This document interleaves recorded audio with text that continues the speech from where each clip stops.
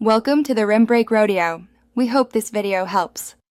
In this video, I will explain how to make gravy not lumpy. The secret to lump-free gravy often starts with a perfect roux. Begin by combining equal parts of your chosen fat, like butter or drippings, with flour in a saucepan. Whisk this mixture continuously over medium heat for about 2 to 3 minutes until it forms a smooth paste. This crucial step ensures the flour cooks thoroughly and prevents any dry pockets from forming later. Once your roux is ready, the next key is how you introduce your liquid. Always use cold or room temperature broth or milk, as hot liquid can cause lumps to form instantly. Pour in the liquid very slowly, perhaps a quarter cup at a time, while continuously whisking. This gradual addition allows the roux to absorb the liquid evenly, creating a smooth, thickening base without any sudden clumping.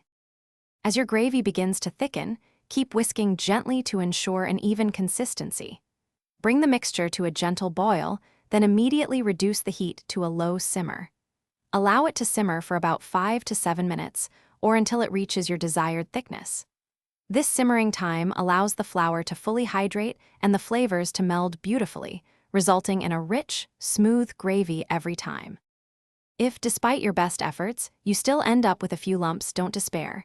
You can easily fix this by straining your gravy through a fine mesh sieve. For more stubborn lumps, an immersion blender can quickly smooth things out. Remember, practice makes perfect, and soon you'll be making flawless gravy every time.